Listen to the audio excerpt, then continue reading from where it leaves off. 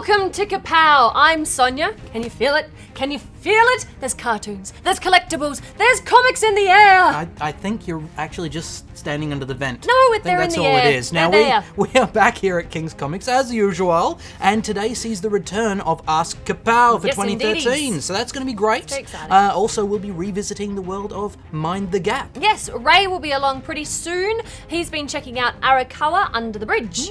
But you know what? First, we should just jump straight into it. Straight in. And we should have a look at the spider. We should. Yes. Let's do that. Let's go. All right. We don't really need to go anywhere. No. We're doing it here. Here. You guys have to go. Yeah. Be back in like Come back. 3 seconds. Yeah.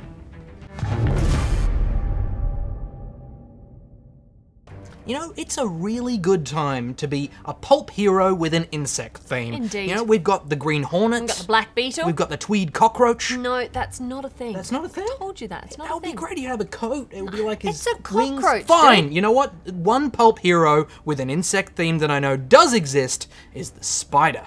Spiders are arachnids, not insects. Okay, though. you are just bound and determined to ruin my intro, aren't you? You know what? You do it. You do it.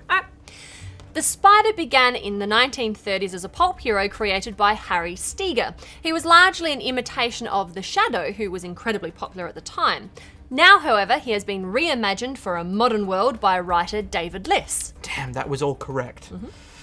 Okay, well look, there's been a lot of things that have been retained even though this is a reboot. Yeah. Richard Wentworth, aka the Spider, is still a millionaire playboy who puts on a cape, goes out at night and shoots bad guys in the face. Awesome. Which, you know, is nice I to like see that, in, yep. in a bit of a vigilante. Yeah. But there have been some necessary changes with it being modern. For example, he's now a veteran of the Iraq War rather than World War I. Yes, and one that I was very pleased to see is that Ram Singh, who in the original was Wentworth's Indian manservant, is now his best friend and a lawyer. Bit of upward mobility there. Yeah. Which is good to see. Nice to see. Yeah, I think there's been a lot of positive changes here, and I think it was quite a bold move to put this in a modern context. Yep. Even more of a bold move to have a lead character who's so genuinely unlikable. Yeah, Wentworth is a bit of a jerk, really, kinda isn't he? is, yeah. But I gotta say, I didn't actually mind it that much. I thought it was a really interesting take to kind of take your hero in that direction. Yeah, I know what you're saying, but I feel it might get wearing after a while. I know at the end of this trade, I was kind of just dying for this guy to crack a smile. Oh, just come once. on. Like, what's there to smile about when you've got a pair of loonies who have got an Egyptian god fetish running around turning the general population into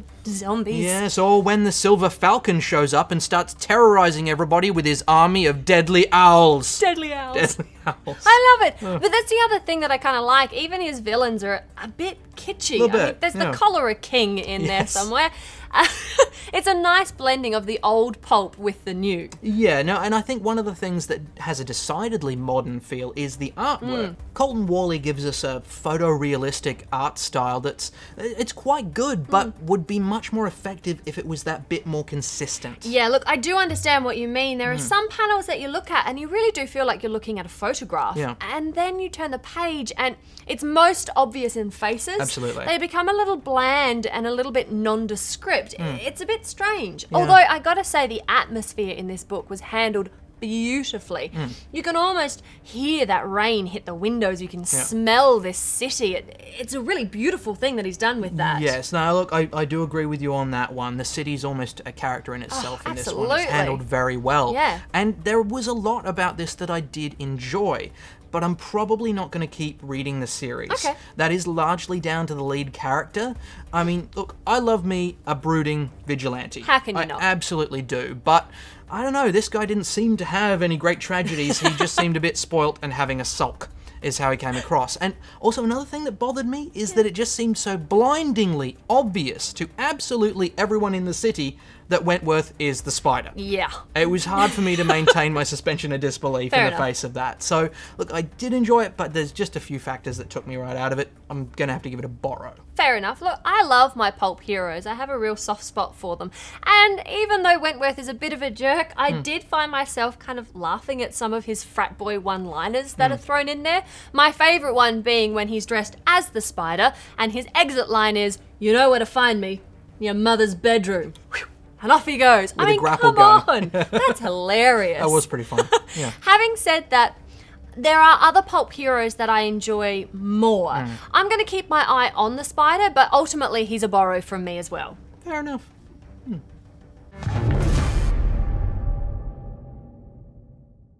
Okay, Kapowians, it is time for the first time in 2013 to ask us, Ask Kapow. Ask Kapow. Really? I always think we should have a theme tune there. I'll lay that down on a disc or something. Excellent. Now, although we did get a few really interesting questions on Facebook and YouTube, we did get one that ended up taking us so long to answer that we didn't really have time for the others. Yes, but we will get to the others. We will. We absolutely promise. that we will answer them, but this one just took over our life. Yeah, so what is this question, I hear you ask? Well, I shall tell you. Yes. Now, David Pirotti asked Kapow, who would win a fight between the original Avengers and the original Justice League? And don't just give an answer, explain it as well. Very demanding there. Yes, demanding, Kapowian. Quite a tricky question as well. Yeah. But I think if we're scientific about this, break it down by members and of the roster versus each other, I think we can get to an answer. Now, first of all, I think Superman versus Thor. Yes, now the god versus the alien. That's a good matchup, I think. You know, they're both super strong, they can both fly. I think his power, a little bit more versatile, but then Thor does have the magical aspect. It could be a really good matchup, and I think at the very least, they're going to keep each other occupied. Very true. Next up, we have Iron Man versus Batman. Yes, both genius level intelligence, both very good with gadgets. Iron Man has firepower, Batman has strategy. They could end up cancelling each other out, but it'll be an entertaining fight. It certainly would. Yes. Now, who does that leave us with? Okay. That leaves us with Wonder Woman. We've got Martian Manhunter. We've got The Flash. We've got Aquaman. And we've got Green Lantern. Yes, versus Ant-Man, the Wasp, the Hulk, and of course, Captain America. Yeah, so it's 5 on 4. Now, I think Wonder Woman is going to be able to at least handle Ant-Man and the Wasp. Pretty hardcore. I think she's got them handled. Yeah. So that puts us down to 4 on 2. Yes, now obviously Cap is the man with the plan, as the jingle tells us. Yes. But the Hulk is the real wild card here. I mean, who knows how strong he can get? The angrier he gets, the stronger he gets. The Flash would really annoy him. Yeah. So I reckon the Hulk could kind of tip this either way. We just don't know. He's an unknown entity. I know, but let's get back to the skill sets. Okay. I think we still need to be scientific about this. Now, let's look at it. The JLA, they've got a super speed guy. They've got a guy who has a ring that can create incredibly complex constructs, anything you can imagine. We've got a telepath who can also shapeshift, and we've got a dude who can talk to fish. Hey, look, Aquaman is also pretty strong. And if this fight starts on a cruise ship, or on the beach, or near a river, like, come on, indispensable. A fjord? A fjord? Yes, if he's on his home turf, yes, I think he's got a good shot. So yeah, that is true. And I mean, I've got to say, when you take that, you take those guys, you compare it, I know, Cap's a strategist, he does have that going on, but when you break it right down, him and the Hulk are basically just bruisers. Yeah, look, scientifically, we've looked at it all, we've looked at all the skills. Yeah. No one's going to walk away with this without a few owies, and possibly half the world will be destroyed. Yeah, maybe some neighbouring planets as well. Like, a moon or two. Yeah. But we've decided that the JLA will come out just slightly on top. Now, I know that's going to cause arguments. Oh, yeah. We're aware of this. Bring it on. Yeah. This is what we've decided. Yeah, if you look at the original rosters, I think they've got the edge. Yes. Yeah, so look, thank you, David, for asking Kapow. Taking over half of our life. Taking up half of the whole segment. And look, guys, once again, please do keep your questions coming in. We will get to them in due course. We certainly will, but no more versus ones, because it takes too long. Yeah, it's too much. We'll answer them on Facebook. Yes. Yes.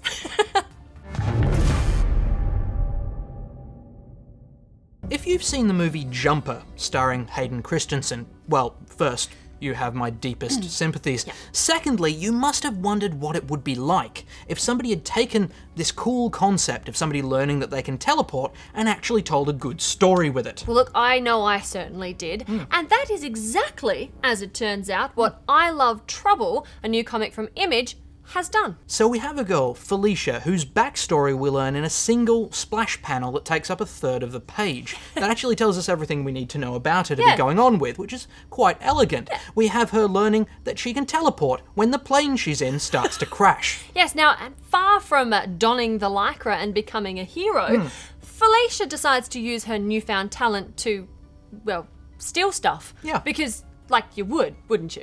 I would. Yeah, I would too. Yeah, and so we have gangsters, we have teleporting art theft, we have a mysterious group run by a blind guy who are monitoring this whole situation. Who is that guy? We have so much going on. If it sounds like this is a bit chaotic, it's because it is. And I think is really down to Mark A. Robinson's artwork that it never becomes confusing. No. Yes, it's clustered, it's chaotic, it's colourful, but it really all works. You never feel lost. It's got a great sense of plotting, and it's all very well put together.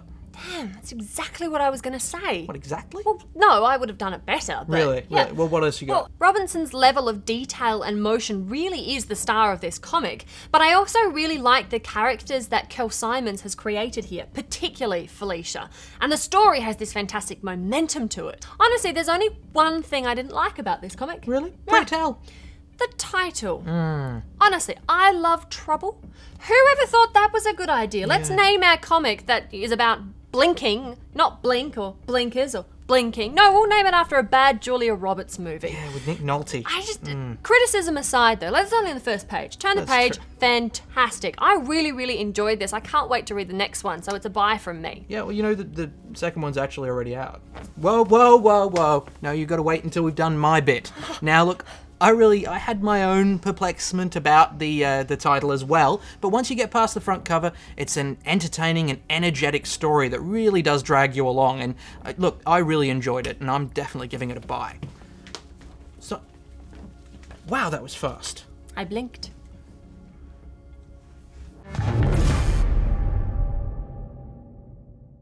Ray, promise me, no crazies. Me no crazy? Ray? Fine. Alright, well, have you guys ever considered that anime is a little too weird? Well, we've got your perfect candidate for you. I will second that. Arakawa Under The Bridge is an anime adaptation by Shaft, based on a Japanese manga series created by Hikaru Nakamura, which was first serialized in 2004.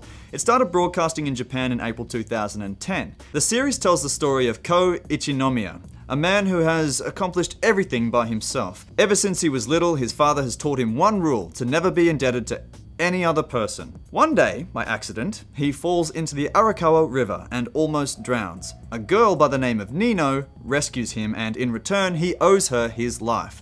Unable to accept the fact that he is indebted to her, he asks her about a way for him to repay her. In the end, she tells him to simply love her, beginning Ko's life of living under a bridge.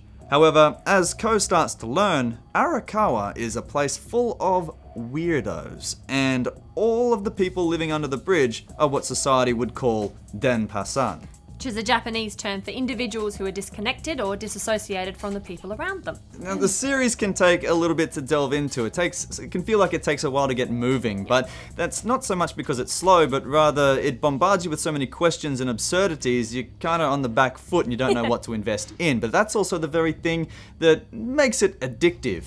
Now, to kind of help drive this sensation and prevent you from switching off is the pace. The series is broken up into these vignettes. Now, they're sort of broken up even further into chapters, and these chapters, there's various chapters per episode. It's kind of great because it gives you the feeling like you're flipping through the manga itself. The only downside is looking at the clock and thinking to yourself, yes, I think I'm going to do one more. Now, these vignettes are so crazy, at times I felt like licking a toad would be the only way I'd return to reality. You just can't help yourself, can you, Ray? Just- The dialogue in this is terrifyingly fast as well. Yes. We both watched this, the original subbed version. Yes. And there were times where you have to go, no, stop, replay, Rewind. rewatch. I have to get this. It's so well written though. It's not directionless rambling. It's really well written. How they managed to orchestrate the eccentricities of all these characters into something coherent is really commendable. Akiyuki Shinbo does a fine job of directing, and Yota Tsuruoka shows off an excellent sound design. Yeah. Animation-wise, they haven't gone with a super slick, state-of-the-art CGI. Instead, animations are sharper and more rigid. There's also a ton of stills thrown in, as though you were looking from panel to panel within the manga. Although I love my boundary-pushing, state-of-the-art animation, give it a context or make it work stylistically, and I'm equally satisfied. Yeah, the animation really does suit the style and also the characters. They're obtuse and strange and even a little creepy. I do love the village chief as a self-proclaimed 620-year-old kappa, which in Japanese folklore is a river child that looks a bit like a man tortoise. But my favourite is Maria, the pink-haired woman who runs a nearby farm. While having a beautiful appearance, she casually dishes out incredibly harsh insults to other people. And she's a sadist. I like Sister, who is a strong man that dresses like a nun with an affinity for weaponry. And who could forget Sweet Stella, a small, cute orphan girl who is also an extremely powerful fighter that, when angry, has the ability to turn into a giant, closely resembling a parody of Rao from Fist of the North Star. Now, these are just a handful of the characters within the Arakawa community, but you get the idea in the sense that they're not your typical archetypes. No, not at all. What did you think of the series in total? Look, I really loved it. Yeah. Even though every episode is kind of a mixed bag of craziness and odd characters, there's a really lovely through line of the relationship between Ko and Nino. Yes. It's really quite sweet. And Nino, I mean... she's such a space cadet. It's just crazy watching her. But she's so lovely, and her innocence is kind of a welcome relief sometimes to all the crazy and chaos that's going on. Absolutely. I mean, I found that it's not too dissimilar to some of the cartoons that we watch on Adult Swim. Oh, not at all. Same kind of chaotic, crazy kind of stuff happening. Yeah. Look, overall, I loved this. I cannot wait to watch more. I may go back and watch it again. It's a buy from me. I love it. Right on. Yeah, I think so too. And that relationship is the glue, I think, that holds this anime together. Yeah. It's that unique union between drama and the psychotic humor that sets this anime apart from other titles. And there's a wonderful sense of community as well, which is embraced by these outcast characters. So much so at times Arakawa seems like the better place to be than the reality which surrounds them. Definitely. I might be reading into it a little bit too much, but I don't know, I'm really enthralled by the humanity in the series, even though it's the humor that sort of makes me follow it on from episode to episode. I don't think it's going to be for everyone, certainly not newcomers. It might alienate them, which is a shame. But give it a try. Yeah, maybe give it a try. But for those of you out there who are looking for something fresh, this is it. Check it out. Buy from me. I can't wait for the second season to hit the shelves. Hold it together, Ray. You promised me.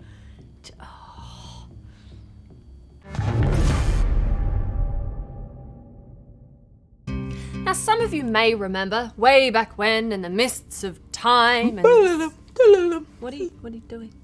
I thought we were doing a flashback thing. I don't have the budget to do flashback. But That was very good. It was very good. Anyway, we had a look at issue number 1 of Mind the Gap in season 1. It's a story about a girl named Elle who's in a coma and the conspiracy that surrounds her. And Elle and I may have had something of a disagreement. Yes, if by disagreement you mean you stood in front of me during the review and told everyone to ignore me. Well, that's what I do when I disagree with somebody. Really? It works really well. Anyway, the first 5 issues of Mind the Gap have now been collected into a trade, and we thought it might be funsies to take a look at it and, just make sure that Al was wrong. Oh, nice, Sonia. Yeah, as even-handed as always. Absolutely. Now, as I recall, one of the things that we didn't disagree on was the artwork. That's correct. In this one, Rodin Square really has free reign to create some really interesting compositions with the sort of, the dreamscapes and things like that. But I've got to say, as it's gone on, it has still looked really good, but those really imaginative touches that we saw in the first one, like Bobby's Cheshire Cat reveal, It's one of my favourites. that doesn't seem to have held up as the series has gone along. Well, no, but that's because the series has kind of progressed more into the reality and this conspiracy that's happening in the real world, and Elle's desperation to get back into it. I mean, Elle's coma world, her dream world, is really a manifestation of that, so it's a bit more real. Well, okay, but that's as maybe. What's more interesting, though? This constantly shifting, changing dreamscape where anything can happen, or a small room with a chair in it? What I'm beginning to understand is that now we disagree on the artwork. Yeah, as well. Yeah, Good. I think we are. Right. Let's move on to the story quickly. Okay. Well, no, look, we're not going to waste any time giving you the setup. If you want that, you can go back and see past us in episode 8 of season number 1. Yes, tell them we said hi. Absolutely. They'll tell you everything you need to know. Needless to say, it starts with a mystery and then just piles on bucket loads of more mystery on top of it, which I really, really love. You never quite know who to trust, people who you thought you could, you can't, and you're constantly looking through all these panels trying to find the little hidden Indians that's throughout, trying to work out who's responsible for Elle's coma. Yeah, I will say that I did kind of soften to the storytelling style as this went along. You know, it is quite well written, but I couldn't shake this feeling of feeling a bit unfulfilled by what was being handed to me. I mean, it's cleverly written. Yes. Yeah, I won't argue that. I mean, there are intriguing characters and the dialogue works, but yeah, I kept coming back to that feeling that I'm watching a game of 3-card Monty and I am not getting my money back. So in the end, I am going to have to maintain my original rating. This one is a borrow, albeit a high borrow. Okay, well look, I'm going to take my victories where I can find them, you know, and we all know that a high borrow is a buy. Yeah, anyway. really. Well, you know what? I'm going to remind you of that next time you try to sneak in a low borrow. Okay, look, needless to say, I still love this series. Issue number 1 caught my eye, and I've loved the following issues.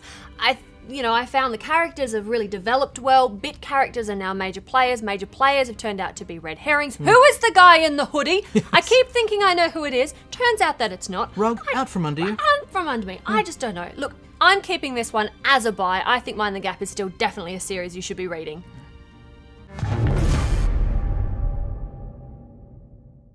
Well, guys, that is all we have time for this week. Absolutely. But before we go, we've been teasing you for long enough. Yes. It is time for our District 14 competition, thanks to humanoids. Yes, indeed, and it is an easy one this time, guys. All you need to do is head over to our Facebook page where there will be this photo. Ta-da! All you gotta do, guys, is caption it, make it funny, make it creative, make it original. Don't make it wrong. That's right, we know you guys. Now, you have 2 weeks to get your entries in, starting now. Yeah. So that will put you at 5 p.m. on February the 26th. These have to be in by, which means we'll be announcing it on March the 5th. Very exciting. It is. Sounds like a lot of fun. Do you know what else is fun? Juggling hedgehogs. No, I think that's painful. What is fun is checking out our mini Kapow over at sftv.com.au. This week we took a look at Doctor Who, Prisoners of Time, and Injustice, Gods Among Us. Oh, so you simply must get over there and check that out. Yes. So until next week, Bye.